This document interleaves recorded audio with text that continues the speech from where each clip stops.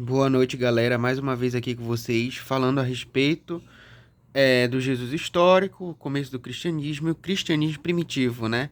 O que os historiadores falam a respeito dessas temáticas, o que os historiadores, é, quais os seus resultados e tudo mais. E hoje, né, já que foi lançado aqui no Brasil, Cristianismo em seu começo, livro 2 de James Dunn, da obra dele, da trilogia dele, Cristianismo em seus começos, olha aí. A gente vai falar um pouco a respeito de como é avaliado pelos historiadores Pentecoste. Eu vou ver se eu foco nessa questão na questão de Atos dos Apóstolos e também, né, falar um pouquinho mais sobre essas abordagens. Logo de começo, James Dunn tem uma análise tanto dos discursos de Atos dos Apóstolos, como, por exemplo, os discursos de Pedro e as outras passagens de nos Atos dos Apóstolos, ele considera como uma narrativa que atende os requisitos da historiografia antiga. O que isso significa? Na antiguidade a gente tinha historiadores como Tucídides, Flávio Joséfo, né? Esses historiadores eles narravam relatos históricos e, claro, eles desenvolviam o seu belo estilo, né? Mas eles sempre preservavam a história real que aconteceu. E não é muito diferente com Lucas, né? Se a gente for ver o prólogo do Evangelho de Lucas, que é o mesmo autor de Atos dos Apóstolos, a gente vai ver muito bem isso. Que Lucas ele escreve que ele tem a intenção de... Depois eu vou fazer um vídeo só sobre Atos. Ele tem a intenção de transmitir aquilo que foi contado logo do começo a partir das testemunhas oculares. É essa a intenção dele, né? E isso é algo muito impressionante, né? Já que aqui no Brasil tem a tendência decorrente do Disassemina, decorrente das teorias do Disassemina, se frutificar aqui no Brasil justamente por conta de que os estudiosos daqui do Brasil nessa área, eles são mais da área do Disassemina, são mais da área do John Dominic Crossan, então eles sempre vão falar dentro dessa perspectiva. E infelizmente, geralmente o outro lado é calado, justamente por conta de que obras como essa ou não são traduzidas ou tardiamente são traduzidas. Essa é uma obra aqui fundamental. O Jesus recordado, começando em Jerusalém, e nem judeu e nem grego, são obras assim que eu acho que as mais importantes dentro da historiografia do Jesus histórico atualmente. E ele vai falar aqui o seguinte, né? O que podemos então dizer sobre os dados históricos sobre os quais Lucas construiu, né?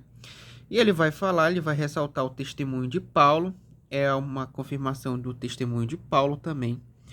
Paulo ele vai falar nesses quesitos também, lá em 1 Coríntios 14, ele vai falar sobre falar em línguas, sobre extinguir o espírito em 1 Tessalonicenses, que pode se vangloriar e sobre as revelações e tudo mais, né? Sobre os carismas, né? Esse é o termo geralmente que a gente dá, carismas, carismáticos e tudo mais.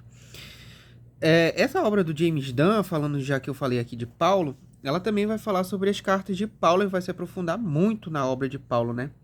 Vai se aprofundar tanto em Pedro como em Paulo e tudo mais, já que ela vai pegar ali, ó, dos anos 40 até os anos 70, né? E justamente vai falar sobre tanto as cartas autênticas como as cartas deuteropaulinas, né? Muita gente faz um alarme enorme em cima dessas questões das cartas deuteropaulinas, né? Só que a questão é o seguinte, né? Que na realidade deuteropaulinas não significa nem propriamente uma falsificação. Não significa que quiseram falsificar ou nada mais do que isso, mas sim que pegaram uma parte das ideias de Paulo, provavelmente rascunhos de escritos de Paulo, e as pessoas que eram mais próximas dele, né, escreveram, e é até mesmo porque Paulo ele vivia com, por exemplo, Barnabé, coautores, e por isso que algumas cartas o estilo diverge, como por exemplo Colossenses e 2 Tessalonicenses. James Dunn vai falar que 2 Tessalonicenses e Colossenses provavelmente é da pena de Paulo com mais alguém. Mas isso daí é outro assunto. Aí que ele vai falar sobre adoração em espírito, em verdade, tudo mais. E aqui ele vai dizer, né, que houve tal experiência reconhecida como experiência do Espírito de Deus, compartilhada por aqueles que se tornaram os líderes iniciais do movimento, é altamente provável, né? Então, os relatos dos Atos 2, ela, apesar de ser escrita por Lucas e Lucas ter seu estilo lucano de escrever, vamos dizer assim, querendo ou não, tem uns requisitos de antiguidade. Ele vai analisar os discursos, depois eu vou mostrar esses discursos, e ele vai analisar e concluir de que tem muito material antigo. Tem linguagem antiga, tem linguagem que não é lucana, tem linguagem, cristologia antiga, tem teologia muito primitiva que não pertence a Lucas. Então, ó, é algo aí muito, muito interessante. Podemos ter certeza que tais experiências, e não apenas as êxtases e inspirações, foram entendidas desde o princípio como experiências do Espírito em cumprimento à experiência e à esperança profética.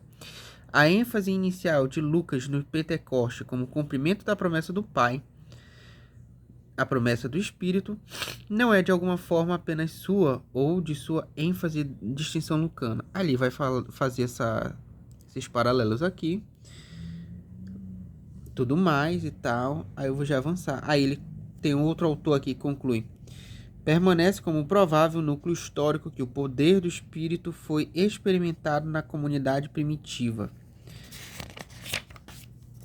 Essa obra aqui é muito maravilhosa, tá doido? Chegou em um momento muito importante. A probabilidade, então, é que a ênfase veio até Lucas através das tradições que ele reuniu para escrever sua narrativa. Esse senso de esperança realizada, escatologia realizada, pode, claro, refletir as próprias afirmações de Jesus sobre as atividades já presentes no governo real de Deus. Aquilo que eu já disse, né?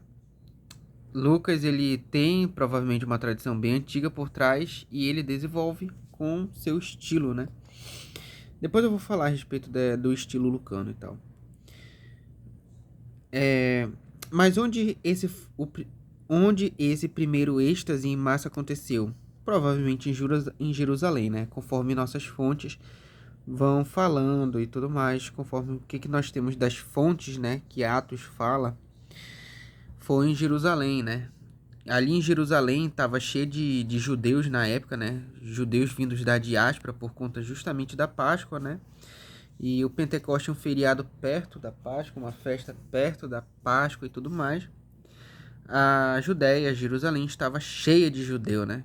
Cheio de judeus vindo de todas as partes. E eles entendiam cada língua, né? Ele também vai falar um pouco sobre as glossolalias, né? Também aqui somos levados a concluir que tudo começou em Jerusalém, né? Aí que ele vai fazer algumas referências, algumas citações.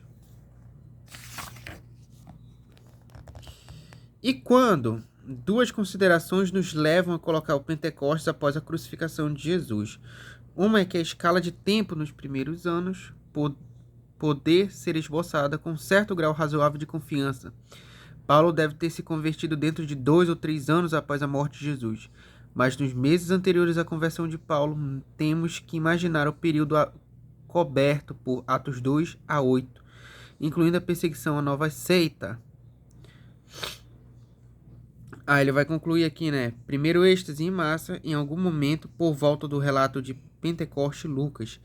Acrescente isso ao fato de que muitos apontaram o cristianismo primitivo assumia essas duas festas, Pentecostes e Páscoa, o que implica que algo especial para os primeiros cristãos aconteceu também no Pentecoste, além da Páscoa.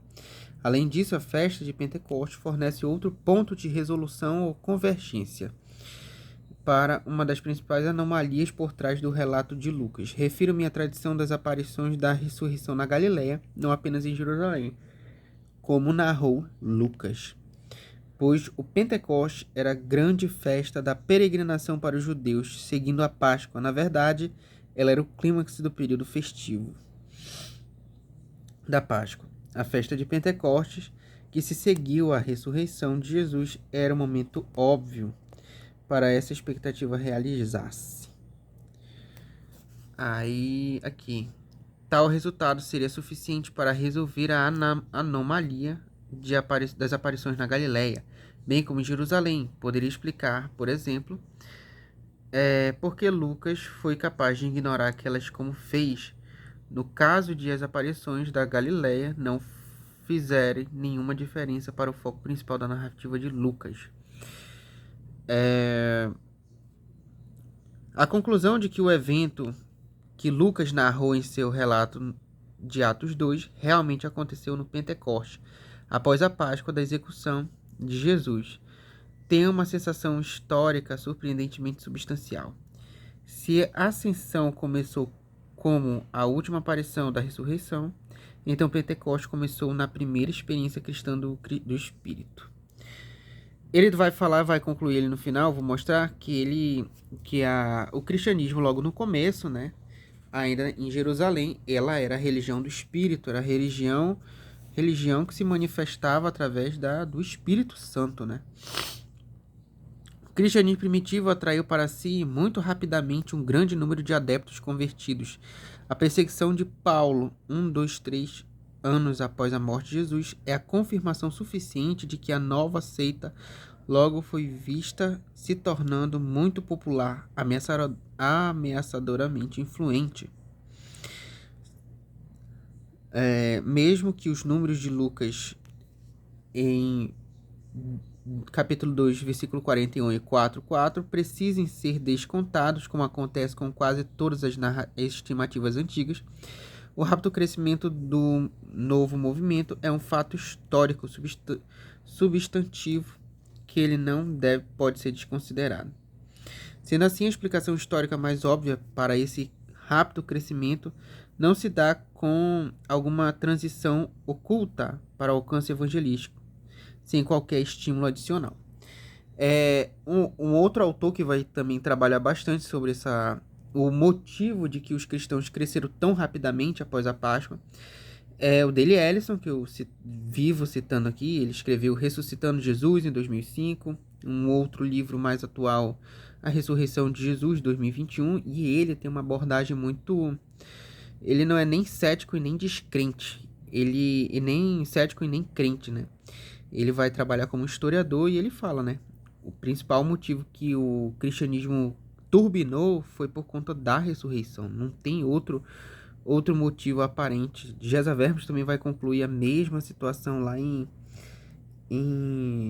Ressurreição, História e Mito, da editora Record, né? Depois aqui eu tenho que falar só sobre esses livros que eu já falei aqui, mas enfim. Aí vamos continuar aqui. Mais óbvio que seria algum Big Bang que tenha galvanizado os discípulos e atraído curiosos interessados para suas fileiras. Atos 2, a versão de Lucas, apresenta esse Big Bang. No relato da multidão no Pentecostes, como de todos debaixo dos céus, é certamente exagerado.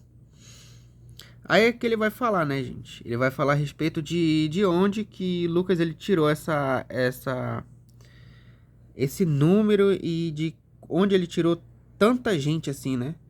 Porque claramente na época não tinha ninguém ali, talvez, analisando, contando, olha, tem gente de Chifre, tem gente da Capadócia e tudo mais. Provavelmente foi recordações, né?